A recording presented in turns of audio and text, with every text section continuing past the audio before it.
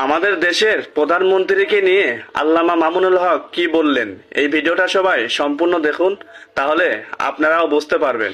আর এই ভিডিওটা দেখার সবাইকে অনুরোধ রইল। প্রধানমন্ত্রী শেখ হাসিনা, আপনি যেমনি হন, আপনি আমাদের দেশের শাসক। আল্লাহর নবী আমাদেরকে বলেছে আপনার প্রতি আন্তরিকতা রাখতে।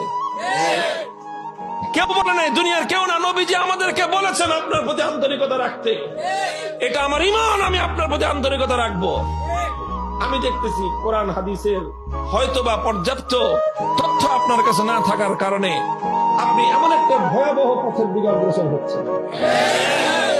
আপনি বঙ্গবন্ধুর আপনার মাধ্যমে হোক অথবা যারাই হোক মূর্তি তৈরি করতেছে, এটা কবরের মধ্যে বঙ্গবন্ধুর জন্য আযাবের ব্যবস্থা হচ্ছে।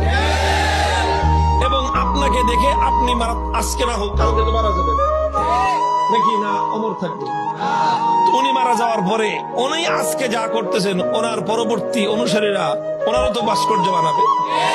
যেদিন ওনারও ভাস্কর্য বানাবে সেদিন এটার কারণে আপনাকেও কবরের মধ্যে আযাব ভোগ করতে হবে। এই কথাটা জানবার পর বলেন, এখন আপনাদেরকে এই আযাব থেকে বাঁচাবার জন্য চেষ্টা করার দায়িত্বটা এটা আমাদের পরে উপরে আসে কি আসে না? এখন আমরা আপনাদেরকে আপনারা ঝাঁপায়ে জাহান্নামের দিকে পড়তে চান, আমরা আপনাদেরকে জোর করে ফিরিয়ে রাখতে চাই।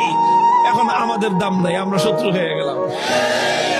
আর আপনাদের কাছে যারা আপনাদের এই সমস্ত ভুল কাজে উৎসাহ দেয় তাদের কদর হয়ে গেল দুঃখ এবং আফসোসের জায়গা।